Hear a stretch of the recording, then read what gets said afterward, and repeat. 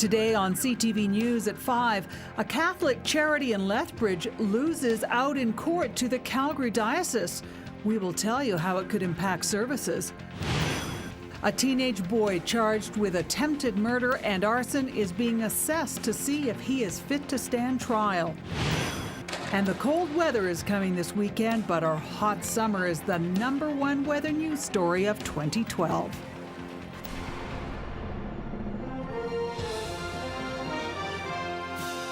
CTV News with Karen Owen.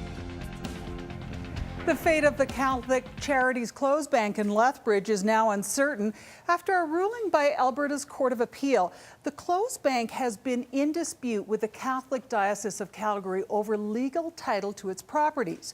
Today, the Court of Appeal ruled in favor of the diocese, overturning an earlier decision. Now, operators of the clothes bank say the ruling is a setback for their plans to refinance and restructure the operation. Terry Vogt reports. The Catholic Charities Clothes Bank in Lethbridge has been struggling financially for more than 5 years, and organizers have been working hard on a restructuring plan to keep the charity operating. But a ruling by the Alberta Court of Appeal means they'll have to go back to the drawing board and come up with a new business plan. The court has overturned a decision that gave the clothing bank title to some of its properties in Lethbridge, ruling the Calgary Diocese is the legal and beneficial owner. Local representatives say it's a significant blow since the diocese has never supported their restructuring plan. In a sense, what the end judgment really says that you must go back and work with the diocese. And obviously we can't work with the diocese, so that's why we initiated the court case in the first place.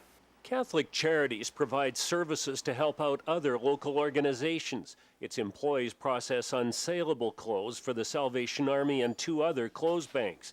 It also operates a charity for certain clients. But the organization says without refinancing and restructuring, they won't be able to keep services going much longer. Put it this way, not very long at all.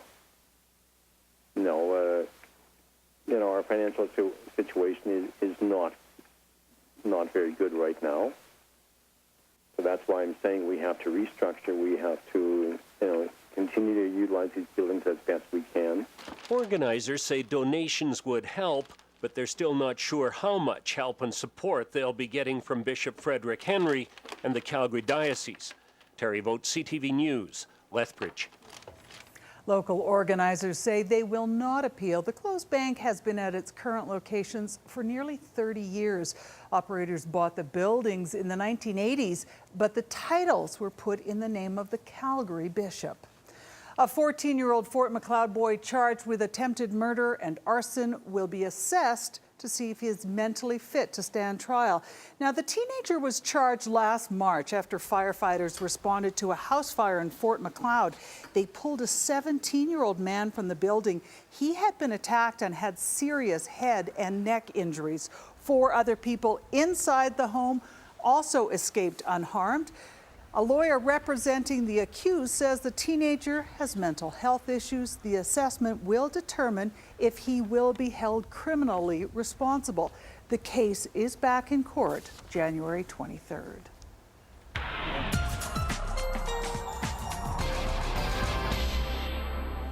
Now, our first look at the chilly weekend weather, Dory. We're heading into double-digit minus numbers and a high wind chill. Yeah, and I won't even tell you, Karen, what the wind chill values are going to be, because it's going to be a shock to the system for all of us, with the real temperature coming in at minus 20 for overnight lows, and then the wind chill on top of that. Yeah, it's going to be a chilly weekend. Not so much in the way of snow as the big news story. We'll get a little bit of that, but it certainly is, you're right, it's the cold temperatures. I'll have more details in a couple of minutes. Thanks, Dory. Southern Alberta organizers, sorry about that. So according to some predictions, today's the last day of life as we know it here on Earth. Jeanette Rogers hit the streets to find out opinions on that prediction that the world might end tomorrow.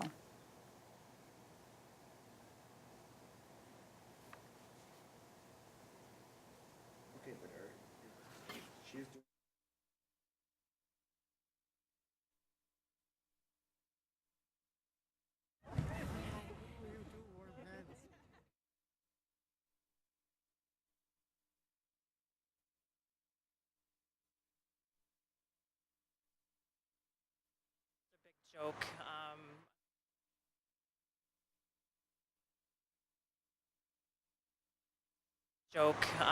Unfortunately, we get caught up in this hoax, and people buy it, and it's actually kind of entertaining to see all these people go out and supply, or get supplies. Only God knows when doomsday is coming, and it's in the Bible.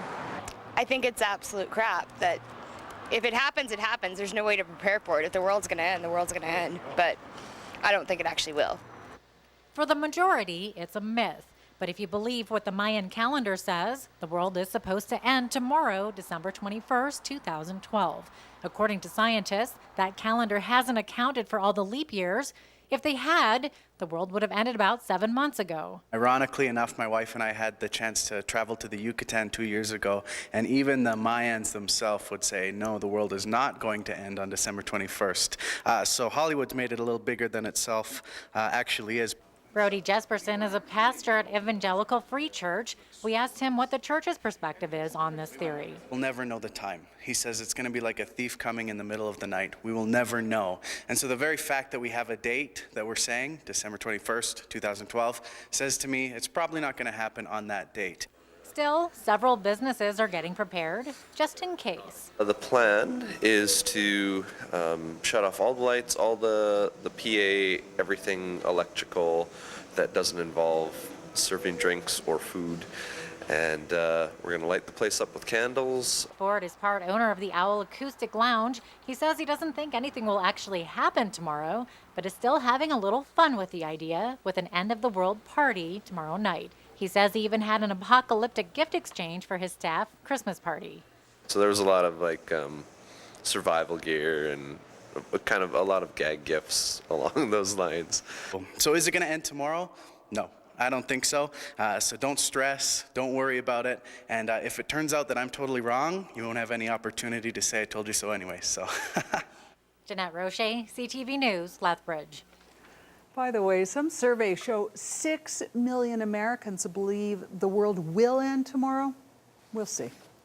Southern Alberta organizers of the Idle No More campaign are planning a peaceful demonstration tomorrow at the office of Lethbridge MP Jim Hillier.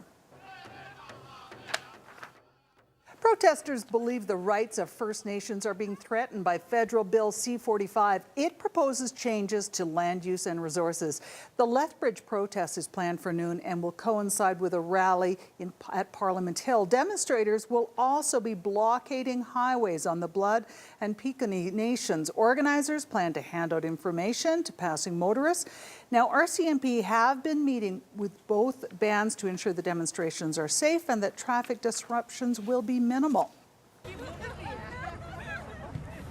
And in Regina last night, more than 40 people from across Saskatchewan boarded a bus and they're headed to Ottawa. This grass movement is really gaining momentum across the country. It's not just about First Nations people. It's not just about Idle No More. It's about what the government is doing with these omnibus bills by pushing them through.